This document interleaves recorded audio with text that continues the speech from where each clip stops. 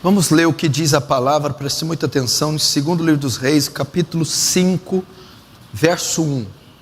Naamã, comandante do exército do rei da Síria, era grande homem diante do seu senhor, e de muito conceito, porque por ele o Senhor dera vitória à Síria. Ele era herói de guerra, porém leproso. Saíram tropas da Síria e da terra de Israel.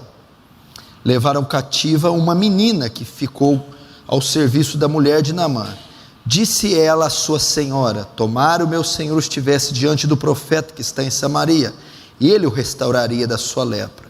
Então foi Naamã e disse ao seu senhor: assim falou a jovem que é da terra de Israel. Respondeu o rei da Síria: vai, anda, e enviarei uma carta ao rei de Israel. Ele partiu e levou consigo 10 talentos de prata, 6.000 ciclos de ouro, e 10 vestes festivais. Verso 9. Veio, pois, Naamã com seus cavalos e os seus carros, e parou na porta da casa de Eliseu. Então Eliseu lhe mandou um mensageiro e disse: vai-te, lava 7 vezes no Jordão, e a tua carne será restaurada e ficará limpo. Verso 14. Então desceu e mergulhou no Jordão 7 vezes, consoante a palavra do homem de Deus, e a sua carne se tornou carne como a de criança, e ficou limpo. Voltou o homem de Deus, ele e toda a sua comitiva, veio, pois, diante dele: eis que agora reconheço que em toda a terra não há Deus senão de Israel. Agora, pois, te peço, aceites um presente do teu servo. Porém ele disse: tão certo como viu o Senhor em cuja presença estou, não aceitarei. Instou com ele para o aceitares, ele recusou. Disse Naamã: se não queres, peço que a teu servo seja dado levar uma carga de terra de 2 mulos, porque nunca mais oferecerá ao teu servo holocausto nem sacrifício ao teu Deus, senão o Senhor. Até aí. Fecha os olhos, vamos orar mais uma vez. Querido Deus, damos honra, glória, louvor ao teu santo nome. Ensina-nos através desse pequeno trecho, que haja riquezas e tesouros aqui a serem garimpados, trazidos do céu, para edificar a tua santa igreja. Não há outro nutriente que possa alimentar a tua igreja, a não ser tua palavra, teu santo maná, a palavra viva, eficaz, cortante como espada de 2 fios. Que ela seja agora, Senhor, manipulada, que ela seja agora usada pelo Espírito Santo, para converter, transformar e consolar corações. Receba a glória para si, Senhor. Faz teu reino avançar e nos conforma à imagem do seu Filho, em nome de Jesus, amém. Eu peço que você preste o máximo de atenção aqui no que eu vou falar. Segundo livro dos Reis, capítulo 5, vai narrar a história, a famosa história de Naamã, o leproso que é curado de lepra pelo profeta Eliseu. Aqui, alguns capítulos anteriores, Elias vai deixar a terra. Elias foi um dos profetas mais poderosos, mais suntuosos do Antigo Testamento. Um homem que não conheceu a morte, subiu vivo numa carruagem de fogo. Carruagem de fogo foi o que o autor escreveu, que ele viu naquela época, mas provavelmente não era fogo. Mas eu acho que o que mais se assemelhou àquilo que ele viu foi fogo. Então ele disse: foi uma carruagem de algo tão espantoso, glorioso, que se assemelhava ao fogo. Obviamente fogo não era, senão queimava Elias. Mas devia ser uma coisa gloriosíssima. Algo parecido com o que está no trono de Deus. Algo parecido com as glórias de Deus. E levou Elias. Mas Elias deixa um sucessor, Eliseu, com o mesmo espírito, ou seja, a mesma unção estava sobre ele, e até mais que ele pediu porção dobrada do espírito. E Eliseu, em termos de prodígios, fez mais do que Elias, ao ponto, para você ter uma ideia, de Eliseu, quando foi morto, sepultado, cadáveres que eram jogados lá, mortos, tocavam no cadáver de Eliseu, ressuscitava. A unção era tão grande que os ossos de Eliseu estavam possuídos do poder de Deus, cheios da glória de Deus. Então caía cadáver lá, tocava no Eliseu, pum, ressuscitava. E aqui ele está no início, aqui da sua caminhada profética. Agora ele vai se deparar com Naamã. Todo mundo conhece essa história. Naamã era comandante do exército da Síria. A Síria que tinha um rei Ben-Hadad, que eram inimigos de Israel. E tem uma figura aqui pitoresca, que é esse comandante chamado Naamã. Era um homem, era um líder nato, era um herói nacional de guerra, um comandante da mais alta patente da Síria, e um homem de confiança do rei da Síria, Ben-Hadad. Porém, Naamã era leproso. Todo mundo conhece essa história.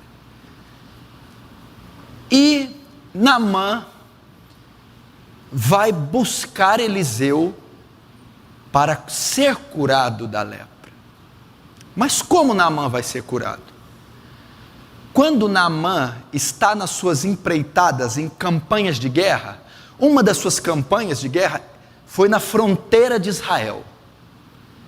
E nessa fronteira, num combate contra os israelitas, ele toma uma menina cativa, uma israelita, e leva para a casa dele para ser escrava, para servir ali, dentro dos aposentos de Naamã. E é sobre esta menina que eu quero pregar hoje. A menina de Naamã, a escrava de Naamã.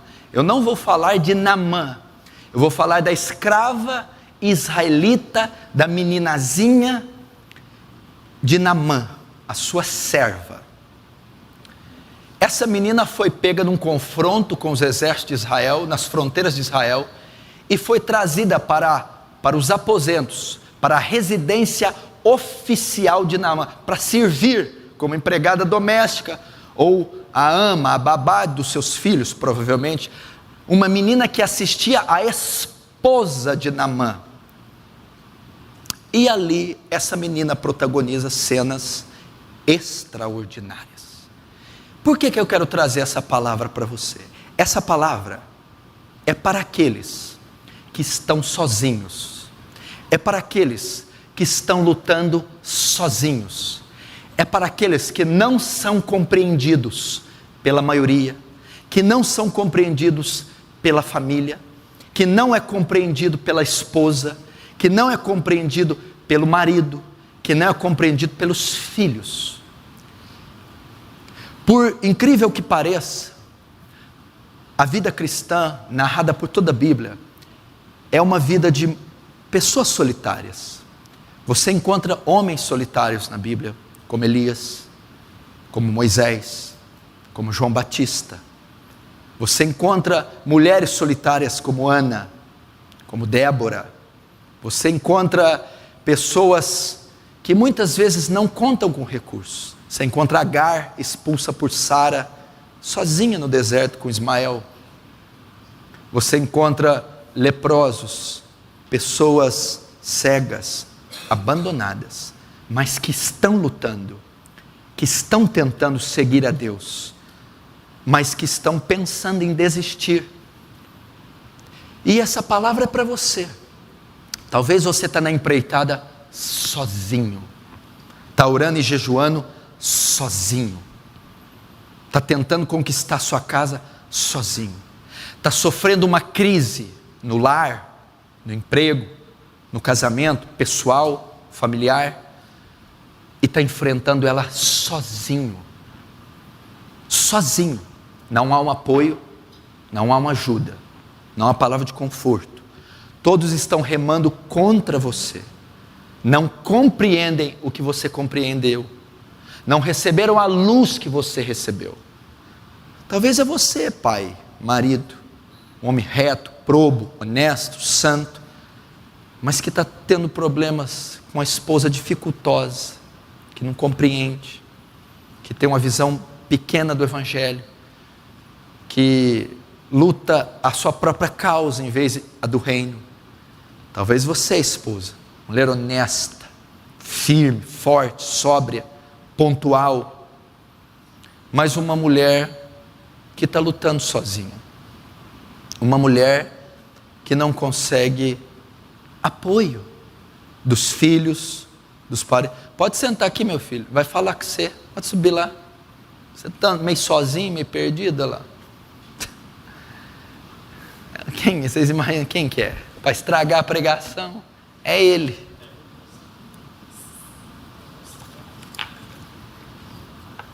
É o urso. Glória a Deus.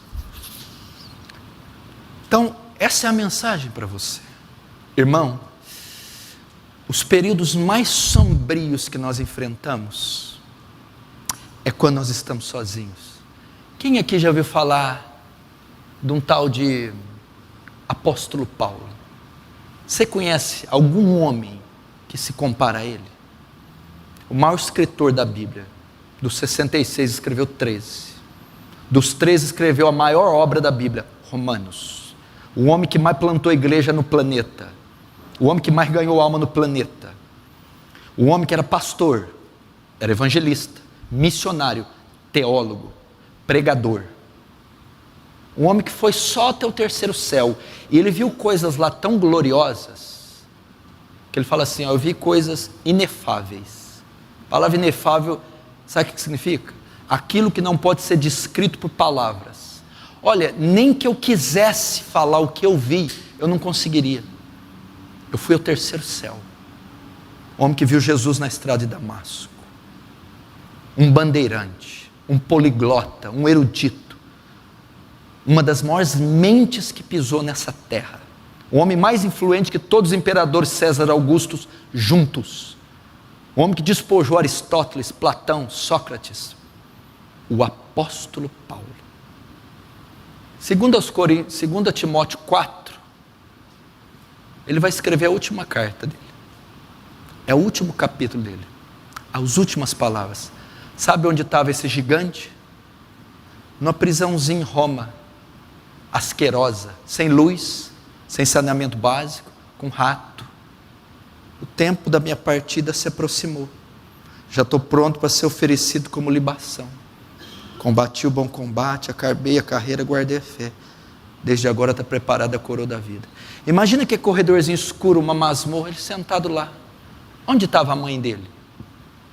O pai, os filhos, os discípulos de Paulo.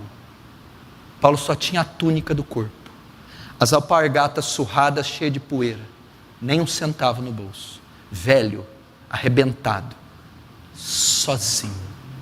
Ele vai dizer uma coisa, ele vai dar uma declaração que dá vontade de chorar. Eu, no meu primeiro julgamento, ninguém veio me assistir na minha defesa. Um homem que defendeu o mundo, chorou pelo mundo, pregou pelo mundo, agora precisava de alguém para ser defesa dele. Não veio ninguém, mas o Senhor me assistiu, ele diz. Aí sabe como termina? Eles gritam, prisioneiro Paulo! Abre a cela, tira as correntes, ajoelha. A espada romana passa sobre a cabeça de Paulo e ele é decapitado a mando de Nero. Assim morreu o grande apóstolo Paulo. As maiores lutas que nós enfrentamos, guarde isso, você enfrenta sozinho, você enfrenta sozinha. E talvez você está aqui sozinho. Talvez você tenha uma mulher que não é incompreensiva, um marido que não é compreensivo, filhos que não são compreensivos, pais intolerantes, carnais. Essa menina aqui, a serva de Naamã, a israelita, vai nos ensinar como devemos nos posturar quando estamos sozinhos. Ela vai nos ensinar que nós não devemos desistir, mesmo estando sozinhos. Eu quero dizer para você que está sozinho, que ninguém compreende você, que você está carregando um fardo e ninguém pode dividir com você. Não desista, não desista, não desista.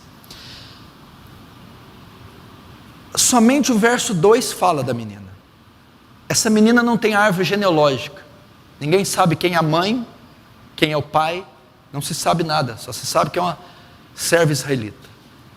Pela palavra original menina no hebraico, pode-se dizer que ela tinha menos de 14 anos, de 14 anos para baixo, de 10 a 14 anos, era uma criança, era uma semi-adolescente, era essa menina. E o que essa menina representa aqui? Ela morava com Naamã, com a esposa de Naamã e com os filhos de Naamã. Essa menina fazia parte da família de Naamã, entendeu? Ela foi comprada como escrava e ela já fazia parte do seio de Naamã, da família de Naamã.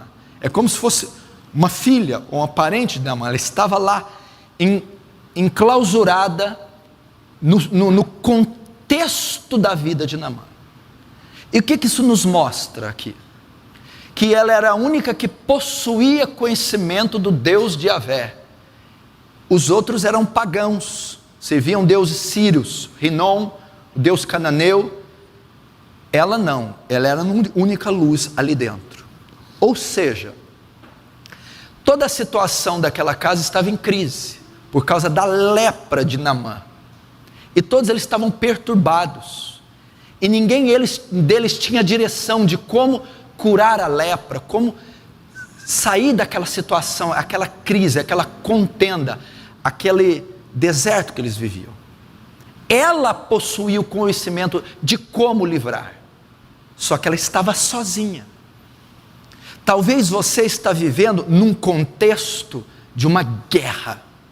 Talvez você está dentro de uma casa toda dividida. Talvez você está num ambiente que está marcado por problemas, turbulências, e você não tem ninguém com quem contar. Você está só naquele contexto, só você naquela escuridão, só você no meio para enfrentar aquele problema. Eles não conseguiriam lidar com a lepra, ela teria que lidar, mas ela estava só. Eu quero dizer para você isso, que isso está e pode ocorrer com a sua vida. Você está exatamente lidando com a crise na tua casa, lidando com o problema no seu casamento, lidando com um contexto espiritual ferrenho, mas você está só. Era a situação dessa menina. A primeira coisa que eu aprendo aqui, ela diz assim, no verso 2, no verso 3, tomara o Senhor tivesse diante do profeta que está em Samaria. Até aí, profeta que está em Samaria. Qual é a característica da pessoa que está sozinha? Presta atenção, eles estavam todos agitados por conta da lepra. A menina disse assim: se vocês conhecessem o profeta que está em Samaria, como eu conheço. Quem estava em Samaria? Eliseu estava morando em Samaria. Eliseu era a cura de Naamã. Eliseu era a solução, a resposta. Eliseu é um tipo de Deus. A menina está dizendo: se vocês conhecessem, porque eu conheço, mas vocês não conhecem a Deus. Talvez é o retrato da sua vida. Você é a única pessoa que possui conhecimento de Deus na sua casa. É a única pessoa que tem discernimento de Deus na sua casa. É a única pessoa que entende o Evangelho na sua casa. Ela era a única pessoa que conhecia a Deus naquela casa. Aquele que está sozinho muitas vezes está assim.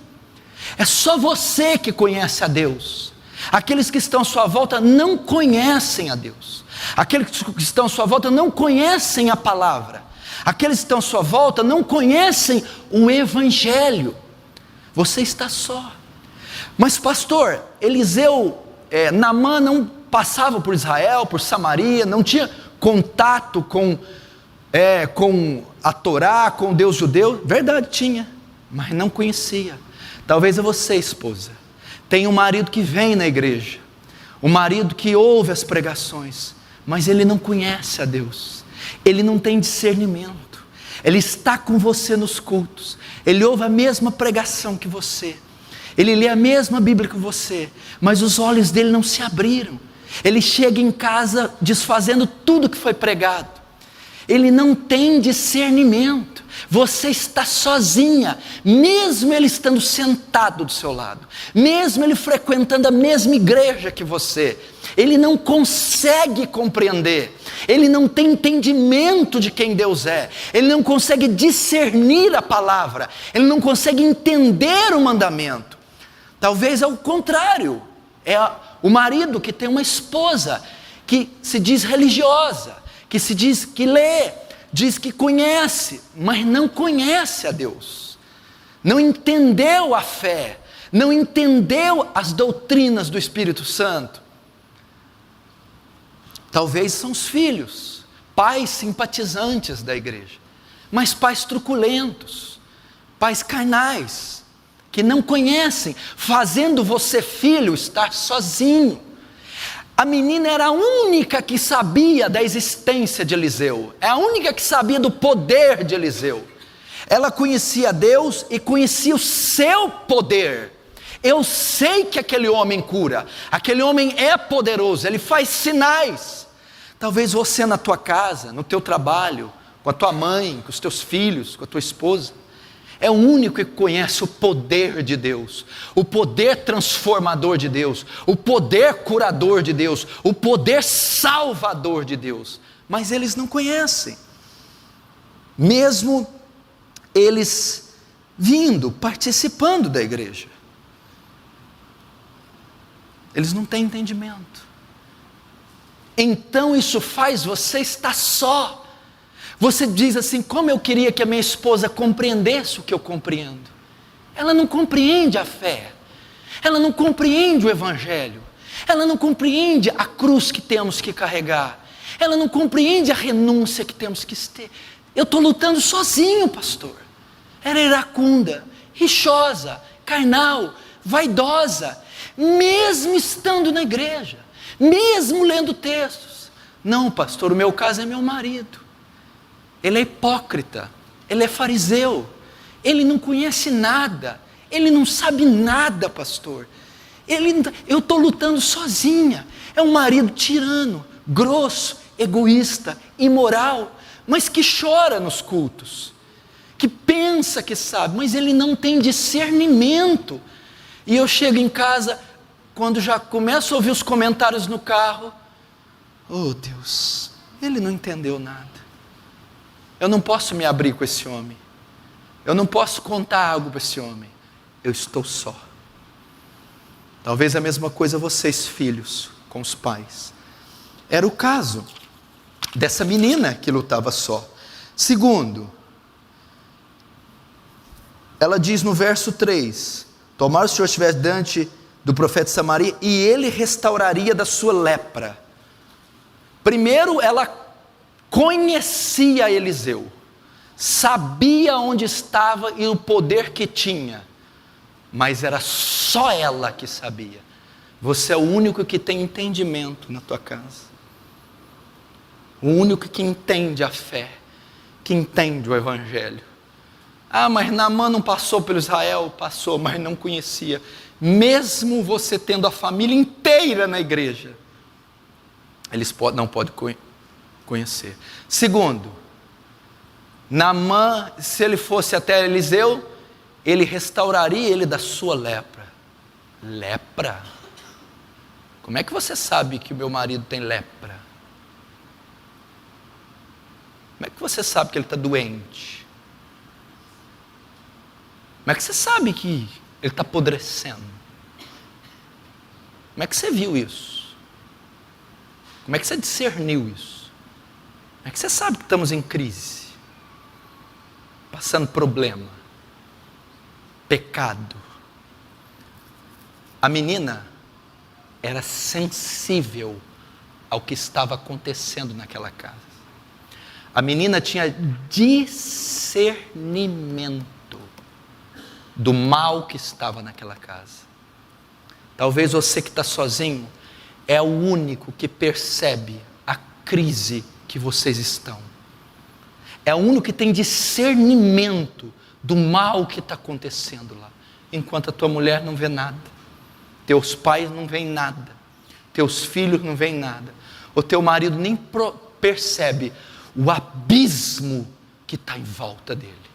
Essa menina sabia que aquela casa estava em crise, sabia que o seu patrão estava com lepra, sabia que era uma doença mortífera, sabia que ia comprometer o ofício de comandante dele, sabia que eles gemiam, sabia que a relação conjugal estava comprometida, sabia que o homem estava depressivo, sabia como estava com crise, sabia como estava procurando medicamento.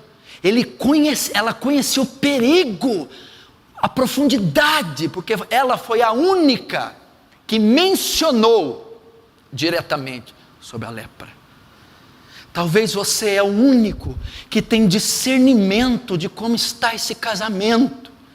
Talvez você é o único que tem discernimento que essa família está indo para o buraco, enquanto teu marido ri, enquanto teu marido compra, enquanto teu marido vende. Talvez você é o único que chora e dói, enquanto tua mulher quer o cartão, enquanto a mulher quer um vestido, enquanto a tua mulher quer um sapato. Você vê o perigo que está correndo seus filhos, ímpios, no pecado. Você vê o perigo que está esse casamento a ponto de um desastre, um divórcio, uma violência física.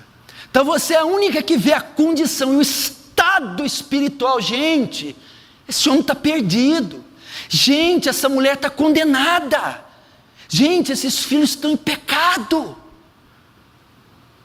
Mas o filho não vê, a mãe não vê, o pai não vê, o irmão não vê. Você está sozinho, você está sozinha. A menina está lá dentro do contexto, vendo tudo. Gente, será que a minha esposa não vê o que eu estou vendo? Será que ela não está vendo o perigo que está a nossa casa? Meu Deus, será que os meus pais não estão vendo que essa família está afundando? Que essa família está naufragando? Que essa família está perdida? Talvez você, rapaz, jovem, está sozinho, colocando a família no lombo, lutando sozinho por essa casa, vendo o esfriamento, a apostasia, o pecado, os irmãos desviando, o pai afrouxou as rédeas, a mãe descontrolada. Meu Deus do céu, eu estou sozinho. Aí eu abro a Bíblia, você abre a Bíblia, pai, mãe, aqui, aqui meu irmão, olha aqui, aqui minha mãe, esposa. Ela tinha discernimento do que estava acontecendo. Como dói isso? O que significa isso? Isso implica em uma coisa: quando só você discerne o problema da sua casa, só você carrega o fardo. Quando só você identifica a crise, a lepra, a doença, só você carrega o fardo, porque eles não veem o que você vê.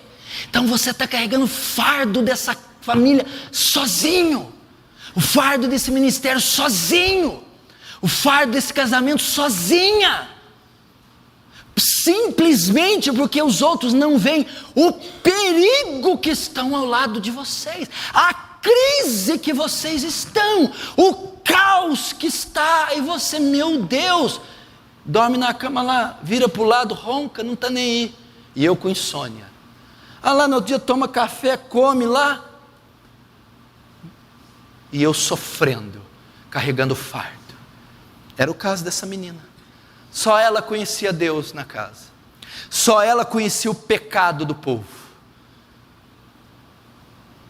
Quem aqui deixa de dormir porque o pai está indo para o inferno? A mãe, os filhos ou a esposa.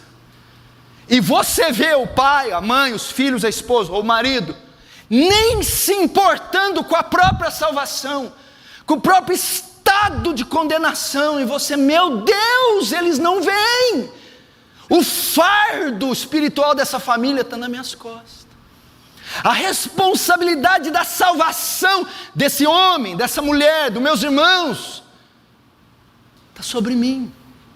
É o que estava sobre ela. O que mais?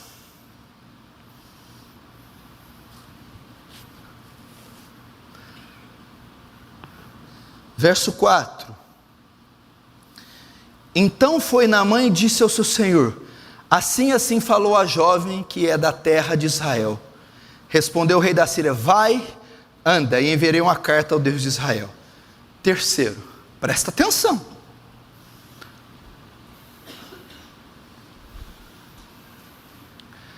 Será que não é o retrato da sua vida? Rapaz, eu estou guerreando sozinho. Eu estou lutando sozinho. Talvez você, pai. Talvez você, mãe. Talvez você, esposa. Talvez você, marido. Talvez você, filho. Sabe o que aconteceu aqui? Ela falou, escute, para a esposa de Naamã. Se ele conhecesse Eliseu, ele ia lá e Eliseu curaria da lepra. Sabe o que Naamã faz? A mulher de Naamã avisa para ele: e Naamã, eu vou falar com o rei Ben-Hadad, para ele me liberar, para eu ir até Israel, eu vou lá. O que tem de mais nisso? O que tem? Vamos lá. Como é que um comandante do exército das nações mais poderosas da terra ia dar ouvido a uma menina de 13 anos, escrava, judia, uma escrava, uma pirralha de 13 anos, escrava, sem pai nem mãe? Como é que ela conseguiu fazer Naamã, a maior patente militar da Síria, um herói nacional de guerra? Como é que ela conseguiu influenciar Naamã para ele ir atrás de um profeta para curar ele? O que eu aprendo aqui? Primeira dica para você que está sozinho. Está sozinha, esposa? Estou. Está sozinho, marido? Estou. Está sozinho, filho? Estou. O testemunho daquela menina foi o testemunho dela que fez Naamã se locomover até Samaria. Ele não daria ouvido a uma menina qualquer. Foi Naamã que quando ela disse, ouviu ela porque essa menina aí tem fé. O Deus dessa menina é poderoso. Essa menina aí é fiel à lei do seu Deus. Essa menina é uma mulher de oração. Essa menina é santa, não se mistura com os sírios. Essa menina aí faz orações 3 vezes ao dia. Essa menina é uma conhecedora da Torá. Essa menina é honesta. Essa menina nunca levantou a voz. Essa menina aí, o testemunho dela é poderoso, e eu vou me curvar ao Deus dela.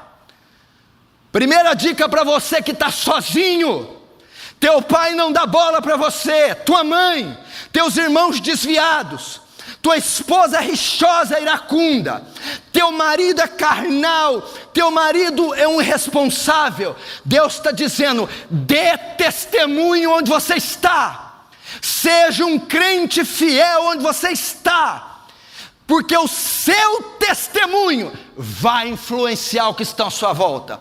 O seu testemunho vai convencer teu pai, vai convencer tua mãe, vai convencer tua esposa, vai convencer teu marido, vai convencer teus filhos. É assim. Não desista.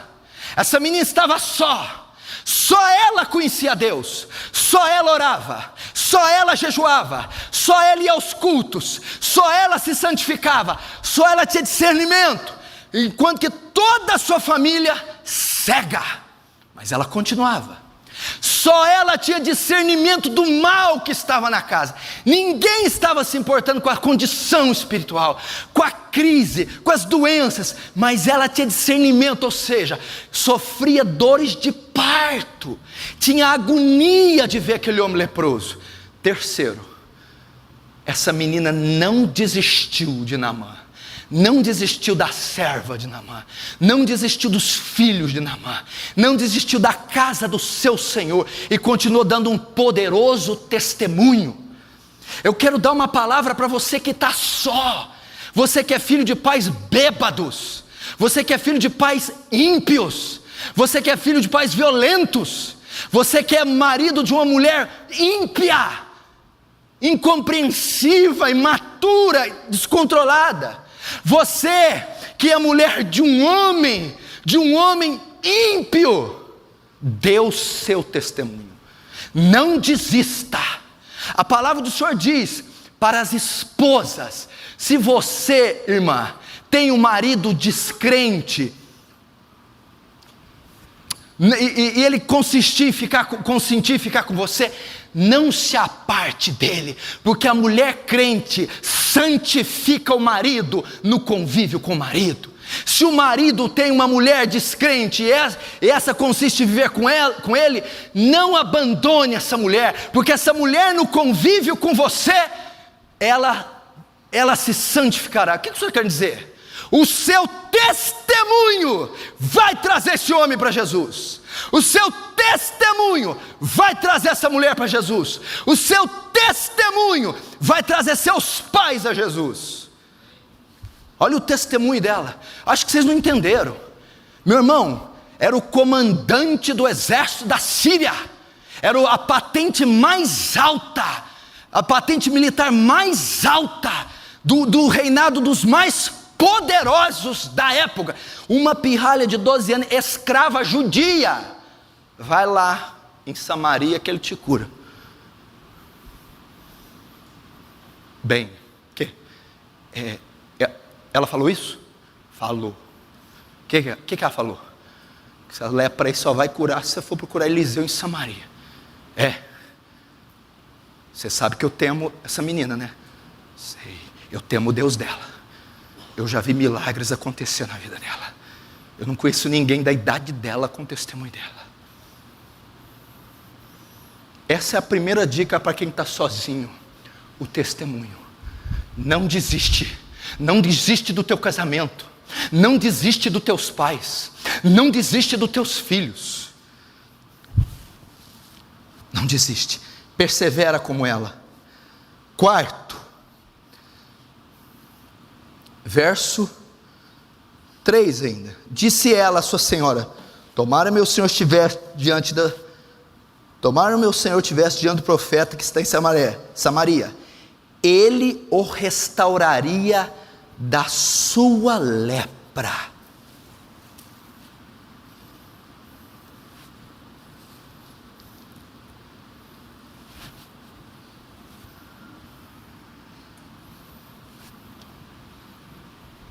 Terceira coisa para quem está sozinho. Está sozinho aí?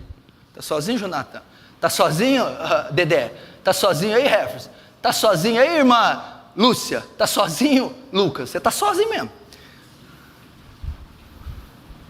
O que ela falou? Vai lá.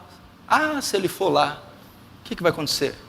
Tomara meu Senhor tivesse diante do profeta que está em Samaria. Agora olha o imperativo, olha a afirmativa, olha a assertiva. Porque ele o restauraria da sua lepra. Que isso? É uma afirmação. Eu tenho certeza que se Naamã encontrar com Eliseu, a lepra dele sai. Sabe o que é isso? Quarto princípio para quem está sozinho: essa menina tinha fé. Eu tenho certeza que Jesus pode curá-lo, que Jesus pode transformá-lo, que Jesus pode aliviar essa crise, que Jesus pode trazer meus filhos de volta, que Jesus pode restaurar esse casamento, mesmo estando sozinho. Creia. A fé dessa menina. Ninguém tem condição de buscar Eliseu aqui, buscar Deus. Ninguém sabe o perigo que está correndo, a lepra. Ninguém tem discernimento de Deus aqui. Ninguém dá testemunho aqui. É impossível esse povo ser curado. Espera aí.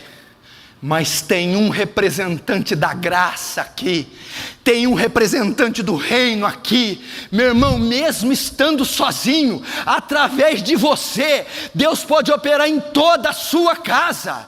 Mesmo estando sozinho, através da sua fé, outros podem ser afetados. Não desiste. Fé. Essa menina creu.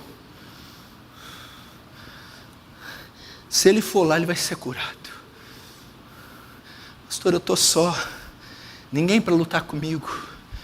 Meu marido não me compreende, meus filhos, minha esposa.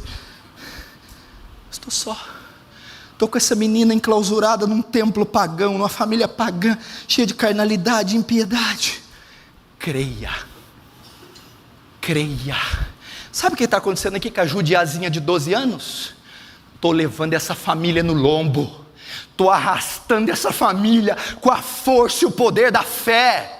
Estou colocando a responsabilidade sobre mim. Meu irmão, se não há ninguém consciente na tua casa, se você não tem filhos conscientes, se você não tem pais conscientes, se você não tem uma esposa consciente, coloque eles sobre os seus lombos, pela fé. Pela fé. Ela creu. Continue crendo por eles. Eu poderia usar aqui a mesma tópico que eu usei no servo do centurião de Cafarnaum. Mas qual que foi o tópico do servo? Lembra do servo? O servo estava na cama entrevado. Ele não podia até Jesus, o centurião foi, não podia rogar até para Jesus, o centurião rogou. Mauri, ele não podia crer, o centurião creu por ela. Essa menina mostrou o que? Fé. Meu pai não crê? Não. Meus irmãos não crê? Não. Minha esposa não crê? Não. Meu marido não crê? Não. Eu creio para eles. Eu creio por eles. Se a minha senhora levar Naamã até Eliseu, ele vai curá-lo da lepra. Eu, menina judia de 12 anos, eu creio por você, Naamã, creio por você, esposa de Naamã, creio por vocês, filhos de Naamã, creio por essa casa. Crê, meu irmão. Creia mesmo estando sozinho. Crê que Deus vai restaurar esse lar. Crê que Deus vai salvar esse casamento. Crê que Deus vai trazer seu marido. Crê que Deus vai livrar você da crise. Crê. Mesmo estando sozinho, pastor? Mesmo.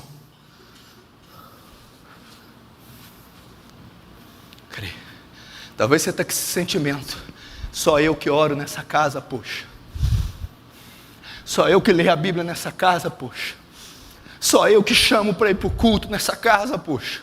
Só eu que mando desligar essa televisão. Santifica. Só eu que choro, poxa. Não tem um braço amigo, não tem um marido compreensivo, não tem, só está eu. Deus está dizendo, mesmo que esteja só você, não pare, não desista, não recue, não abandone esse homem, não abandone essa mulher, não abandone esse lar. Creia.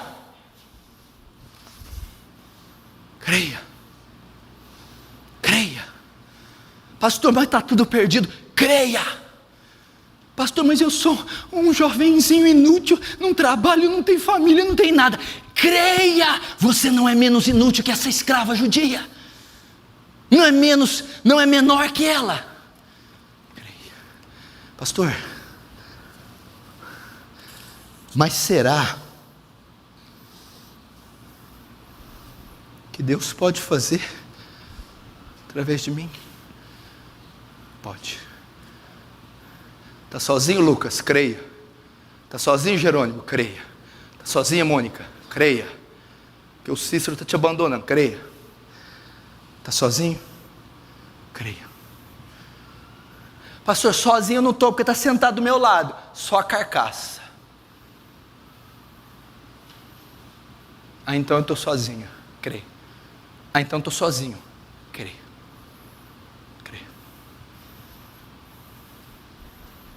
Só eu que leio, só eu que oro, creio.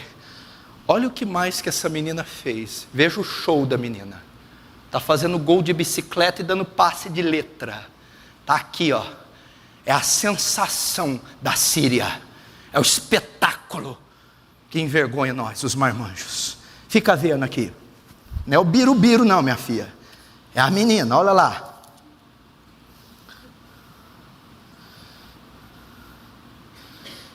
Disse ela, Senhor, tomara que o meu Senhor estivesse diante do profeta que está em Samaria. Como é que é? Está lá em Samaria, minha senhora.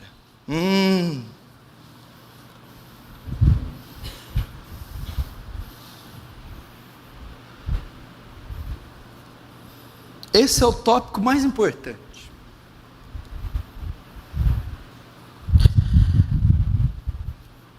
Estava sozinha, em uma família pagã, estava vivendo uma crise, lepra, depressão, problema conjugal e familiar. Só ela possuía conhecimento de Deus, só ela tinha temor a Deus, conhecimento do Evangelho. Só ela tinha discernimento do perigo que eles tinham, só ela. Ela tinha fé, deixa eu ver aqui, ela tinha fé, dava testemunho, mas é Eucana, é amoroso, bondoso, vai dando tapa com luva de pelica na cara da esposa, e a esposa, eu tenho que me curvar a esse homem. Conheço mulher aqui, que é casado com troglodita, mas ela tem um testemunho, e vai, e o marido tem que se dobrar, tem que se dobrar, testemunho. Agora chegou aqui, quando ela fala assim, ó, o profeta está lá em Samaria, sabe o que a menina fez?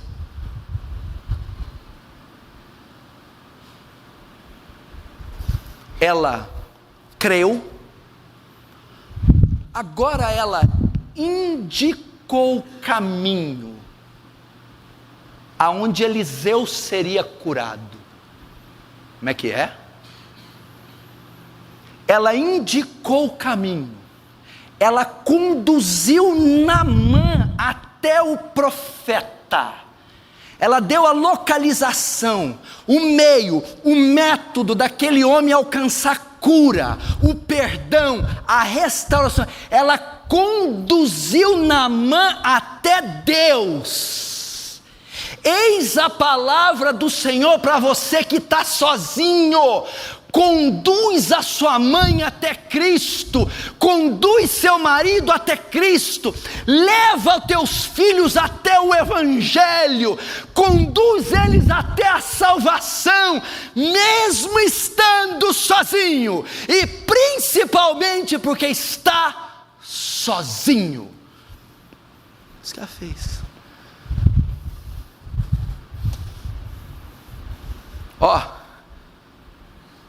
Vai até Samaria, está lá em Samaria, lá está a salvação, lá está o perdão, lá está a cura, lá está a vida eterna.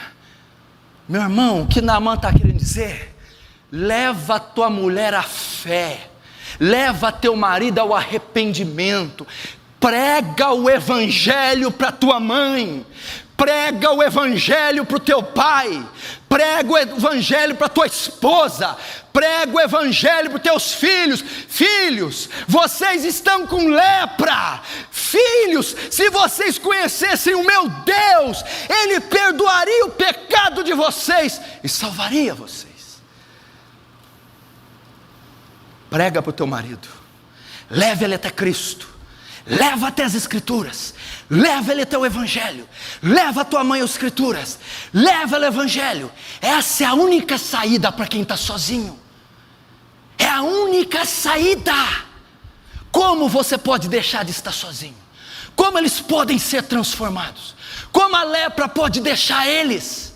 Só quando vocês conduzi-los até Eliseu. Eliseu é o único capaz de remover a lepra. Só se você conduzi-lo a Cristo, conduzi-lo a Deus, conduzi-lo ao Evangelho.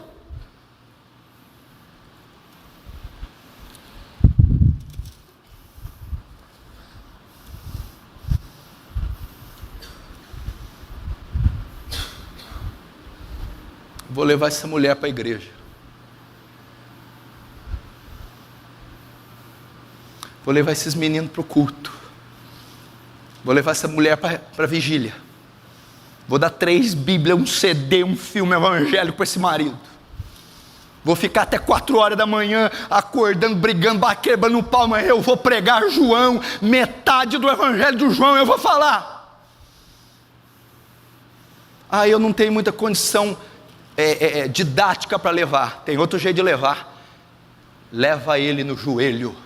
Leva ela no joelho. Senhor, eu não consigo, mas conduz com teu Espírito esse homem a Jesus. Conduz meus filhos a Jesus.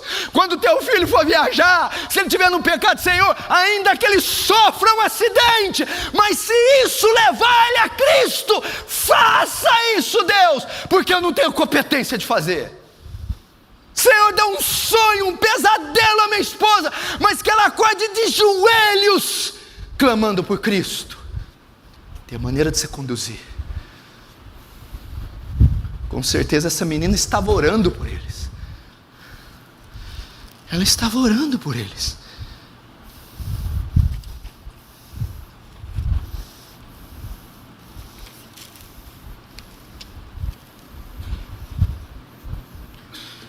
Será que funciona? Uma coisa é o senhor pregar aí, essa beleza, esse vigor. Olha para mim. Eu sou um sozinho, mas um sozinho como eu é mais que um sozinho. Será que funciona? A menina conhecia a Deus, conhecia o pecado do povo, a crise, a lepra, dava testemunho, era uma mulher de fé, poderosa. Que mais? Conhecia o poder de Deus e levou elas ao caminho. Vamos ver se funcionou? Vamos ver. Verso 9. Veio, pois, Naamã, 2 Reis 5:9. Veio, pois, Naamã com seus cavalos e os seus carros e parou na porta da casa de Eliseu. Sabe o que a menina conseguiu fazer? Levou Naamã na igreja, na porta da casa onde estava o profeta. É um tipo do templo, da igreja, onde Deus está. Naamã parou na porta. Sabe aquela pessoa que vem a primeira vez? Na porta.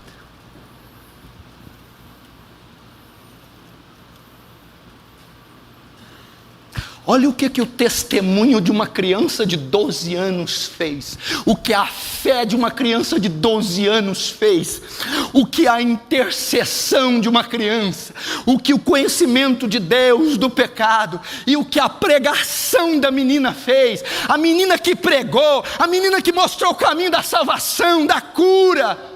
Naamã, tá cedo, né? Vai ter culto hoje? O profeta está ali preparando a mensagem. A porta da casa de Eliseu significa o culto, a igreja, a presença de Deus. Mesmo sozinha, ela levou o poderoso, arrogante, ímpio, incircunciso Naamã até a presença de Deus, até assistir um culto, até a graça de Deus. Você pode sozinho. Vamos, meu irmão, não desista pelo fato de estar sozinho. Não desista, Lucas. Sozinho ganha essa família, ganha o estado da Bahia. Não desista, Regina. Vem sozinha, crê sozinha, jejua sozinha. Daqui um dia vão estar tudo parado na porta da igreja, pedindo a graça e a salvação. Vem sozinha. A hora que eles olharem o testemunho de vocês, a fé de vocês, a pregação de vocês, pegou o exército. E ali Naamã representa, sabe quem?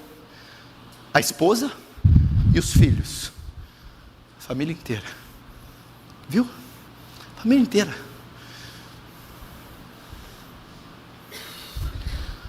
Não é incrível? Não, vamos ler de novo. Parece que não está aqui, parece que Deus pôs só para concordar com a minha palavra. Olha lá. Veio, pois, Naamã com seus cavalos, seus carros, e parou na porta da casa de Eliseu. Até isso. Parou?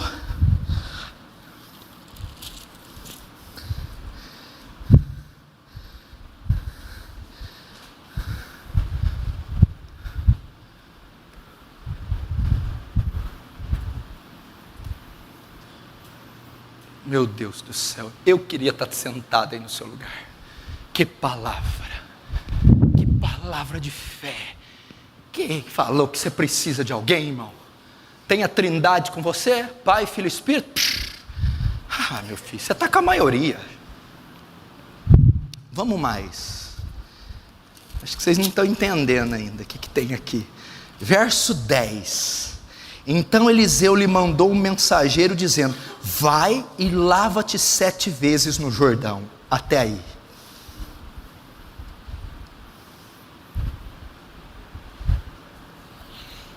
Sabe o que Eliseu disse para Naamã quando ele chega? Vai, lá no Rio Jordão, não é Abana e Farfar, mergulha 7 vezes para ser curado da lepra. Ele foi no culto, na igreja, ele leu a Bíblia, e a Bíblia disse para ele, e o culto disse, e Deus disse, para você ser curado, você tem que crer, Naamã. Para você ser salvo, você tem que crer. Por quê? Mergulhar 7 vezes é um ato de fé. Foi isso que Naamã ouviu quando foi à casa de Eliseu. É isso que o pecador ouve quando ele é conduzido ao evangelho, a um culto, à igreja ou à fé. O evangelho diz: para você ser curado, você precisa crer. Para você ser salvo, você precisa crer. Agora vamos ver se Naamã creu. Verso 14. Então desceu e mergulhou no Jordão 7 vezes, conforme a palavra do homem de Deus. Até aí. Como é que o senhor sabe que Naamã creu? Porque a fé sem obras é morta. Mostra a tua fé sem obras, que eu com as minhas obras mostrarei minha fé. A evidência que Naamã creu para ser curado foi que ele foi ao Jordão e mergulhou 7 vezes na água. Olha o que o testemunho de uma solitária menina fez. Olhe que uma menina de 12 anos, sozinha, lutando contra o império sírio, contra um comandante de alta patente, conseguiu levar Naamã à fé, conseguiu levá-lo a crer e a produzir frutos de fé. Olha o que aconteceu. Sua carne se tornou como a carne de uma criança e ficou limpo.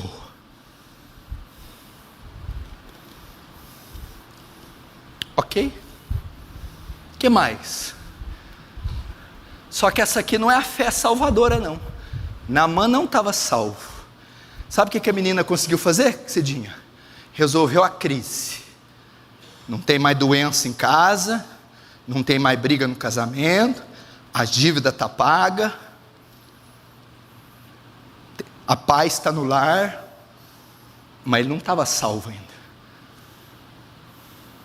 Mas a menina falou: eu vou até ele ser salvo, não adianta só o dinheiro, a saúde, a paz. Vamos ver se ela conseguiu. Vem cá. Verso 17, olha o que Naamã vai dizer para Eliseu. Disse Naamã: não queres, peço-te que é o teu servo, se não queres, peço-te que é o teu servo, seja dado levar uma carga de 2 mulos, porque nunca mais oferecerá este teu servo Naamã holocausto nem sacrifício a outro Deus, senão o Senhor. Nisto perdoe o Senhor teu servo. Quanto ao meu senhor, entra na casa de Rimom para lhe adorar, e ele se encosta na minha mão, e eu também tenha que me encurvar a Rimom, quando assim me prostrar na casa de Rimom. Nisto perdoe o Senhor a teu servo. Eliseu lhe disse: vai em paz. Sabe o que Eliseu fez? O que Naamã fez? Ele foi oferecer sacrifício para Eliseu, iguarias. Eliseu, não aceito nada, ouro, prata, nada. Então leva pelo menos um pouco de alimento. Para quê? Para oferecer em sacrifício a nenhum outro Deus, senão Yahvé. Porque eu servi a Rinom, Deus cananeu. Agora eu quero pedir perdão pela idolatria, para servir só o único e verdadeiro Deus. Naamã se arrependeu. A menina conseguiu a conversão de Naamã. A menina conseguiu a salvação de Naamã. Como o senhor sabe que ele creu para a salvação? Tem que ter evidência que ele creu. Fruto, qual que é a evidência? Quando ele abandona Rinom, quando ele abandona a idolatria, abandona o Deus cananeu e vai se curvar a um só Deus, Yahvé. Olha o que essa menina conseguiu fazer. Naamã, salvo, convertido.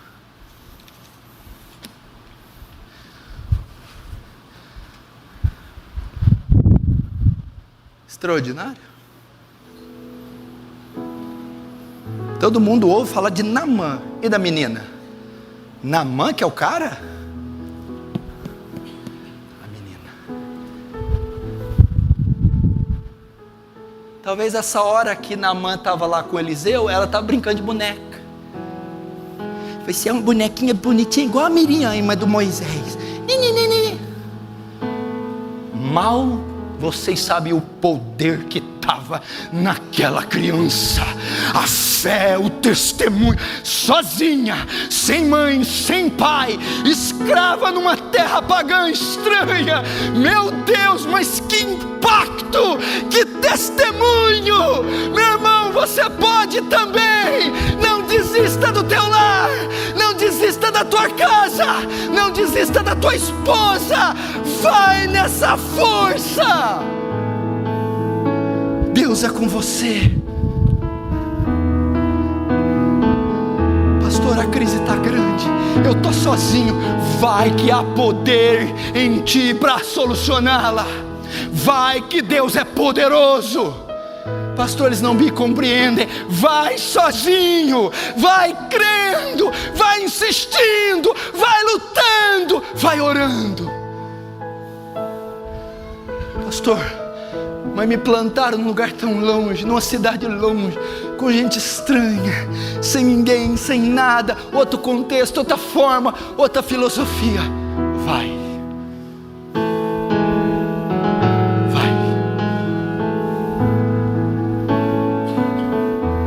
Coisa linda, coisa linda. O que ela conseguiu? Ela creu por eles, ela deu testemunho, ela indicou o caminho da salvação. Ela era a única que temia a Deus, ela tinha discernimento do pecado. Resultado? A crise. Agora as almas, a conversão. A partir de hoje eu creio no Deus de Israel. Minha filha, você não é menos importante que essa escrava. Você não é mais fraca que ela. Você não está mais sozinha ou sozinho que ela. Se ela conseguiu, por que você não? Pastor, se o senhor pudesse resumir a história dessa menina, então me dá uma palavra só, porque eu não consigo gravar muita coisa. Como o senhor resumia toda a odisseia dessa menina, a história? 2 letras: fé. Fé. Só isso.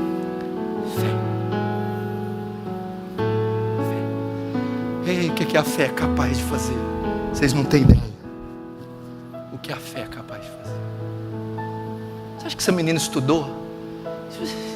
Que orientação, que família, não tinha família, escrava. Fé.